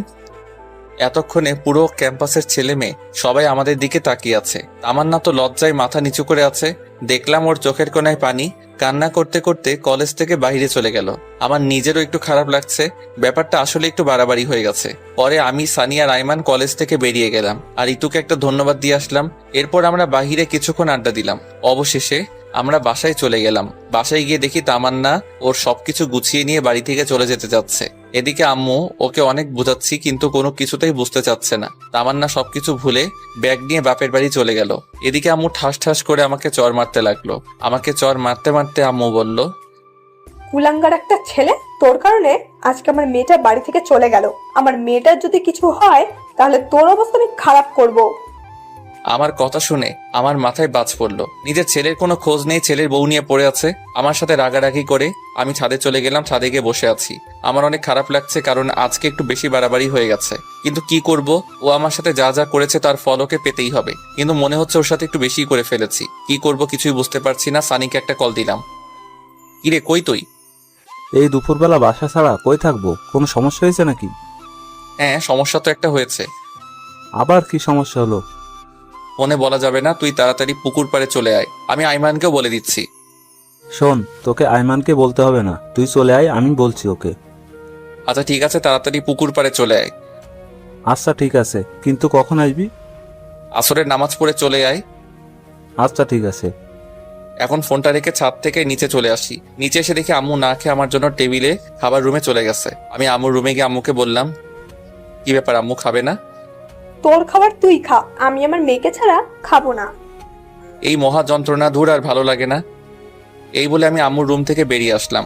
আমিও কিছু খেলাম না, না খেয়ে রুমে গিয়ে ঘুমানোর চেষ্টা করছি, কিন্তু ঘুম আসছে না। পরে উঠে বাইরে চলে গেলাম। তারপর আসরের নামাজ পড়ে পুকুর পাড়ে চলে গেলাম। সেখানে গিয়ে দেখি সানি আর আইমান পুকুর পাড়ে বসে আছে। আমি ওদের কাছে গিয়ে বললাম, কিরে তোরা আসছিস? কিন্তু তোর মোবাইল বন্ধ কেন? আমি মোবাইলটা হাতে নিয়ে দেখি মোবাইলটা বন্ধ হয়ে আছে। সরি, ফোনে চার্জ নাই। আচ্ছা বল, কি সমস্যা? এখন ওদের দুজনকে সবকিছু খুলে বললাম। আমার কথা শুনে আইমান বলল, শিয়াব, আমার মনে হয় তোর এখন তামান্নাদের বাসায় যাওয়া উচিত। দূর, আমি সেখানে গিয়ে কি করব? তুই তামান্নার কাছে সবকিছুর জন্য মাপ চাইবি, আর ওকে বলবি ডিভোর্স পেপারটা নকল ছিল। কি বলিস, নকল ডিভোর্স পেপার মানে? হ্যাঁ, আমি জানতাম একদিন সবকিছু ঠিক হয়ে যাবে, তাই তোর সাথে একটু অভিনয় করছি। শালা, তোরা তো মির্জাফরের থেকে অনেক বড় প্রতারক। আচ্ছা, এসব এখন বাদ দে তো। তুই তামান্নাদের বাড়িতে যাবি কিনা তাই বল। শালা, তোরা আমার সাথে যা করলি, আমি কোথাও যাব না। তাহলে বসে বসে আঙুল চোষ। তামান্না কি আমাকে মেনে নিবে? দেখলি না, তামান্না তোকে অন্য কারোর সাথে সহ্য করতে পারে না। সেটা তো আগে ছিল, কিন্তু কাল কলেজে ওর সাথে যা করলাম তারপরেও কি ও আমাকে মেনে নিবে? চেষ্টা করতে তো আর নিষেধ নেই নাকি? তোকে তো আগেই বলেছিলাম, যা করবি চিন্তা ভাবনা করে করবি। শালা, তুই চুপ থাক। আজ তোর বুদ্ধিতেই এমন হয়েছে। আজ তোর কথা না শুনলে কিছুই হতো না। আরে, আমি কি জানতাম নাকি যে তামান্না ওর বাবার বাসায় চলে যাবে? আচ্ছা, এখন সব বাদ দে তো। এখন কি করা যায় সেটা ভাব। আচ্ছা চল, কিছু খেয়ে আসি আগে। তোর তো খাওয়া ছাড়া আর কোনো কথাই নেই। এই, তুই কি এখন ওদের বাসায় যাবি? না, যাব না। যদি যেতেই হয় তাহলে কাল যাব। ওদের সাথে আরো কিছুক্ষণ আড্ডা দিলাম। কিছুক্ষণ পর বাসায় গেলাম। রাত প্রায় 10টা। কিন্তু আম্মু খাইতে আসলো না। একা খাইতে বসছি, এমন সময় তামান্নার আম্মু ফোন দিল। হ্যালো। পুরোটা বলার আগেই তামান্নার আম্মু কান্না করে দিল। বাবা তুমি কই?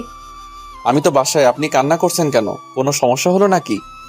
তামান্না? আর কিছু না বলেই কল কেটে দিল। আমি আবার কল দিলাম, কিন্তু কল আর কেউ ধরছে না। না, আর বসে থাকা যায় না। তামান্নার যে আবার কি হয়েছে আল্লাহ ভালো জানে। আমি সানিয়া রাইমানকে কল করে রেডি হতে বলে আমি বাসা থেকে বের হয়ে একটা সিএনজি নিলাম। মাঝপথে সানিয়া রাইমানকে তুলে নিলাম। তারপরে আইমান আমাকে বলল, কিরে এত রাতে আবার কি হলো? একটু আগে তামান্নার আম্মু ফোন করে কান্না করতে লাগলো। কিছুই বুঝলাম না। কেন, আবার কি হয়েছে? আমি তো জানি না, আমায় তো কিছুই বললো না, শুধু কান্না করছিল আর হুট করে কল কেটে দিল। তারপর আমি অনেকবার কল করলাম কিন্তু ধরলো না। আল্লাহ জানেন কি হয়েছে। ওদের সাথে কথা বলতে বলতে তামান্নার বাসার সামনে চলে আসলাম। অনেকবার কলিং বেল বাজালাম কিন্তু ভেতর থেকে কারো কোনো আওয়াজ নেই।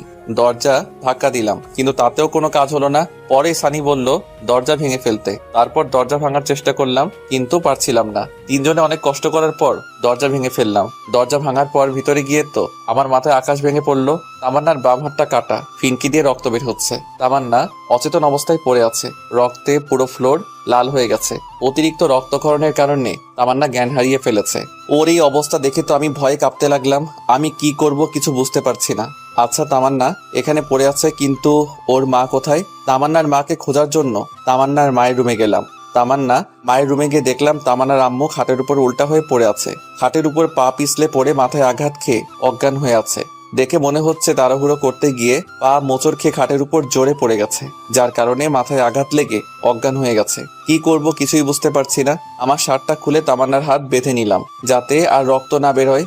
এরপর দুজনকে একসাথে হাসপাতালে নিয়ে গেলাম। ওদের দুজনকে এমার্জেন্সিতে দিয়ে আমি বাহিরে অপেক্ষা করছি। নিজের অজান্তেই চোখ দিয়ে পানি ঝরতে লাগলো। আজ শুধু আমার জন্যই এমন অবস্থা হলো। আমি যদি আজ এমনটা না করতাম তাহলে আজ কিছুই হতো না। তামান্নার জ্ঞান ফিরলেই ওর কাছে মাপ চেয়ে নিব। এরপর আমি সানি আর আইমানকে বললাম বাসায় চলে যেতে, কিন্তু ওরা গেল না। একটু পর ডাক্তার বাহিরে এসে বলল, আচ্ছা, রোগী আপনার কি হয়? আমার স্ত্রী হয়। আছে, শুনুন, রোগীর অতিরিক্ত রক্তক্ষরণ হয়েছে, জরুরি রক্তের ব্যবস্থা করুন। জি বলুন, কোন গ্রুপের রক্ত লাগবে? আমরা এখানে 3 জন আছি। A B positive. আমার এ পজিটিভ। আমার ও পজিটিভ। আমার বি পজিটিভ। আচ্ছা, আপনারা 3 জনেই আসেন। এরপর 3 জনেই রক্ত দিলাম। একটু পর শাশুড়ি আমার জ্ঞান ফিরল, উনি ঘুমাচ্ছে। এদিকে আমি তামান্নার কাছে গিয়ে ওর পাশে বসলাম। আমি নিশ্চুপ হয়ে তামান্নার দিকে তাকিয়ে আছি। তারপর ওর হাতটা ধরে ওর মায়াবী মুখটা দেখতে দেখতে কখন ঘুমিয়ে গেছি বুঝতেই পারিনি। সকালে ঘুম ভাঙলো কারো হাতের স্পর্শে। তাকিয়ে দেখি তামান্না আমার মাথায় হাত বুলাচ্ছে। আমার ঘুম ভাঙা দেখে ও মুখটা অন্যদিকে ঘুরিয়ে কালো করে বসে রইল। সেটা দেখে আমি তামান্নাকে বললাম, কি ব্যাপার, আপনি এমন করলেন কেন? সেটা কাউকে জানতে হবে না, আমার যা মনে হয়েছে তাই করেছি। আপনি এমন পাগলামি কেন করলেন বলেন? কি করব বলো? আমি তো তোমাকে কষ্ট দিয়েছি, অপমান করেছি, তোমার সাথে অনেক খারাপ ব্যবহার করেছি। তুমি তো কোনোদিন আমাকে ক্ষমা করবে না।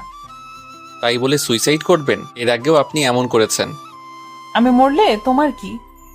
এটা শোনার সাথে সাথে ঠাস করে ওর গালে একটা চর বসিয়ে দিলাম। আমার চর মারা দেখে তামান্না আমাকে বলল, তুমি আমাকে মারলে? আপনাকে মেরেছি, বেশ করেছি। আমি আমার বউকে মেরেছি, কার কি? বউ? তাহলে সেদিন ডিভোর্স লেটার কেন দিলে? আরে ওইটা ডিভোর্স পেপার ছিল না, জন্মদিনের কার্ড ছিল। আর ওই চিঠিটা তো আমি এমনি এমনি বানিয়ে লিখেছি। তাহলে কাল কলেজে এমন কেন করলে? আপনি যে আমাকে অপমান করেছিলেন আর তাই আপনাকে বোঝাতে চেয়েছিলাম। আপনার কেমন লাগে? অনেক হারামি তুই। আমি কি একটু ভেতরে আসতে পারি? আম্মু দরজার সামনে দাঁড়িয়ে বলল, না, এখন ভেতরে কারো আসা যাবে না। যদি কেউ আসতে চায় তাহলে পরে আসবে। তামান্না আমাকে জড়িয়ে ধরে এসব কথা বলল। এই কি করছেন? আম্মু দেখছে তো? দেখলি দেখুক, তাতে আমার কি? আমি আমার স্বামীকে আদর করব, কার কি? তাই বলে আম্মুর সামনে? এই হাদারাম, কিছু শেখ। আচ্ছা তোমরা তাহলে থাকো, আমি যাই। তাই বলে আম্মু শাশুড়ি আমার কাছে গিয়ে গল্প করতে লাগলো। এরপর আমি বাহিরে গিয়ে দেখলাম সানিয়া রাইমান দুজনে একটা টুলের উপর একজন আরেকজনের উপর উল্টো হয়ে শুয়ে আছে। দেখেই আমার প্রচুর হাসি পাচ্ছে। আমি পকেট থেকে ফোনটা বের করে কিছুক্ষণ ভিডিও করলাম। তারপর ওদের দুজনকে জাগালাম। এরপর সবাইরে নাস্তা করার জন্য বাহিরে গেলাম। সকালে নাস্তা করা শেষে তামান্নার জন্য নাস্তা প্যাকেট করে নিয়ে আসলাম। নাস্তার প্যাকেট নিয়ে ডাক্তারকে বললাম, ডাক্তার সাহেব, জি বলেন। আমি কি আমার রোগীদের বাসায় নিয়ে যেতে পারি? জি পারবেন, তবে শুধুমাত্র আপনার শাশুড়ি মাকে, আপনার স্ত্রীকে আরো 2 দিন রাখতে হবে। আচ্ছা ঠিক আছে। এরপর আমি আম্মুর কাছে গিয়ে বললাম, ডাক্তার বাসায় যেতে বলল। ওকে, তাহলে সবাইকে নিয়ে বাসায় চল। এখানে থেকে কি করব? আম্মু শুধু আন্টিকে নিয়ে যেতে, আমি শুনেছি তামান্নাকে আরো 2 দিন থাকতে হবে এখানে। তুমি ওনাকে আমাদের বাসায় নিয়ে যাও, কিছুদিন রেস্ট নিক। আচ্ছা ঠিক আছে, কিন্তু তামান্নাকে কে সামলাবে? আম্মু আমি আছি কেন? আচ্ছা, তাহলে তুই ওর ভালো করে যত্ন নিস। আমরা যাই। আচ্ছা ঠিক আছে, যাও। এরপর সানিয়া রাইমানকে সাথে দিয়ে আমি এবং আমার আম্মুকে বাসায় পাঠিয়ে দিলাম। এরপর আমি তামান্নার কাছে গেলাম। এখন কি অবস্থা আপনার? আগের থেকে একটু ভালো। এই শোনো না, হ্যাঁ বলেন। আমি না একজনকে খুব ভালোবাসি। কাকে? আমার এই জুনিয়র বরটাকে। কথাটা শোনো। আমি একটু অন্যদিকে তাকিয়ে মুচকে মুচকে হাসতেছিলাম। হঠাৎ তামান্না আমার মুখটা টেনে ওর মুখের কাছে নিয়ে একটা ভালোবাসার ছোঁয়া এঁকে দিল, আর তারপর বলল, এই আমাদের বিয়ে হয়েছে ঠিক, কিন্তু আমরা তো এখনো বাসর করিনি। চলো না আজকে আমরা বাসর করে নেই। একদমই না। ডাক্তার বলেছে আপনাকে আরো 2 দিন এখানে থাকতে হবে, তাই যা হবার বাসায় গিয়ে হবে। এখানে চুপচাপ রেস্ট নেন। এমনি রোমান্টিক ভাবে আরো 2 দিন পেরিয়ে গেল। তারপর আমি তামান্নাকে নিয়ে বাসায় ফিরলাম, কিন্তু তাহলে দরজার সামনে দাঁড়িয়ে পড়লো। ভিতরে যেতে চাচ্ছে না, তাই দেখে আমি বললাম, কি ব্যাপার, এখানে দাঁড়িয়ে থাকলেন কেন? কেউ যদি আমাকে কোলে করে বাসার ভেতরে নিয়ে যায় তাহলে যাব, না হলে ভেতরে যাব না। আমি বুঝতে পারলাম সে আমাকে উদ্দেশ্য করে কথাটা বলল।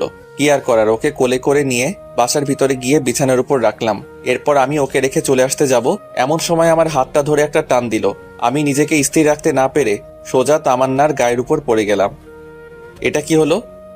আমার বরকে আমার যা ইচ্ছা তাই করবো, তাতে তোর কি? আমার কি দেখাবো? দেখা দেখি। এটা বলে যখনই আমি আমার মাথাটা তামান্নার দিকে এগিয়ে নিয়ে যাচ্ছিলাম, এমন সময় সানি রুমে আসলো। মামা, আদর একটু পরেও করতে পারবা, এখন একটু বাইরে আসো। শালা, তুই আর আসার সময় পাইলি না?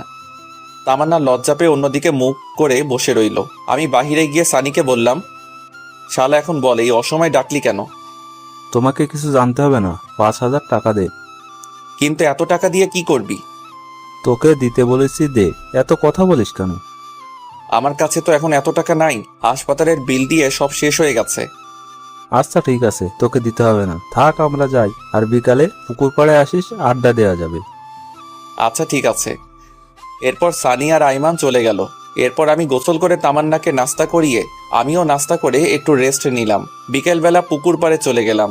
এরপর 3 জন মিলে অনেকক্ষণ আড্ডা দিলাম, অনেকক্ষণ 3 জনের ঘোরাঘুরি করলাম। রাত প্রায় 9টা। এমন সময় সানি বলল, মামা, আমার যেতে হবে, একটা জরুরি কাজ আছে।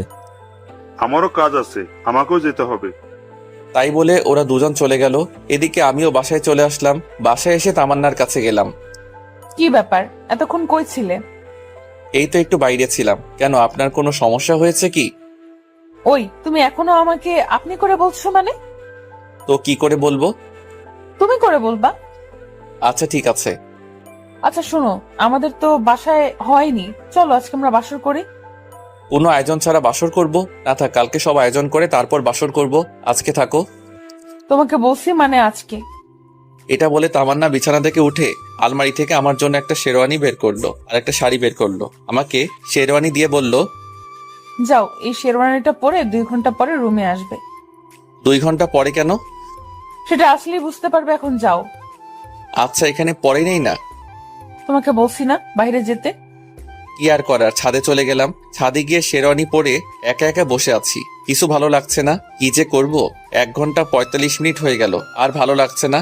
যখনই ছাদ থেকে নামতে যাব, এমন সময় সানিয়া রাইমান সামনে আসলো। কিরে, তোরা এত রাতে এখানে কি করিস? কাজ করতে করতে জীবনটা শেষ মামা। এত রাতে কি কাজ করলি?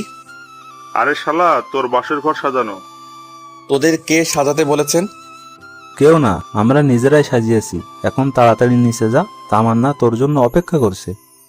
একটু আড্ডা দিয়ে তারপর যাই। আজকে কোনো আড্ডা হবে না, তুই যা, তোর জন্য আজকে স্পেশাল দিন। ওকে। তারপর আমি রুমের সামনে গিয়ে দাঁড়িয়ে আছি। কেমন যেন ভয় লাগছে, আবার লজ্জা লাগছে। কিছুক্ষণ আগেও তো তামান্নার সাথে কথা বলে আসলাম, তাহলে এখন লজ্জা লাগছে কেন? তোর যা হওয়ার হবে, আগে ভিতরে তো যাই। এরপর 1 কেজি সাহস নিয়ে ভিতরে চলে গেলাম। ভিতরে গিয়ে দেখি তামান্না একটা লম্বা ঘোমটা দিয়ে বিছানার উপর বসে আছে। আমাকে দেখে বিছানা থেকে নেমে আমার পা ছুঁয়ে সালাম করতে যাবে, এমন সময় আমি ওর হাত ধরে বললাম, আরে আরে কি করছো? দেখছো না সালাম করতেছি? আরে জুনিয়রদের সালাম করতে হয় না? কে বলেছে তুমি আমার জুনিয়র? মাত্র 1 বছর, এটা কোনো ব্যাপার না। আর স্বামী হিসাবে তুমি সবসময় আমার উপরে থাকবে।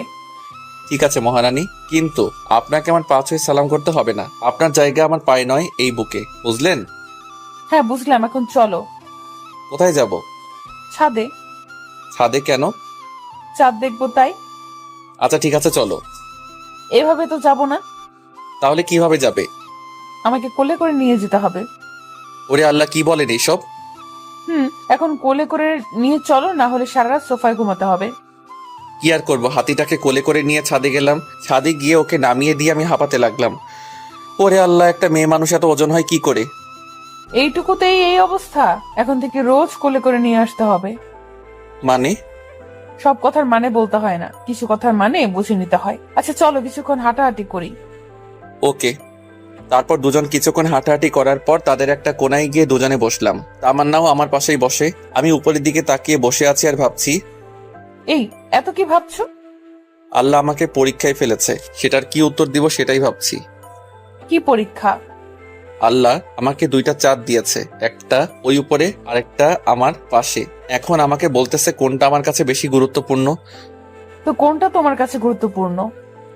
উপরেরটা তো শুধু রাতে আমার সাথে থাকবে, কিন্তু সকাল হলেই হারিয়ে যাবে। কিন্তু পাশেরটা সব সময় থাকবে। কিন্তু কথা হচ্ছে, যদি কখনো পাশে থাকা চাঁদটা চলে যায়, তাই ভাবছি কোনটা আমার জন্য গুরুত্বপূর্ণ।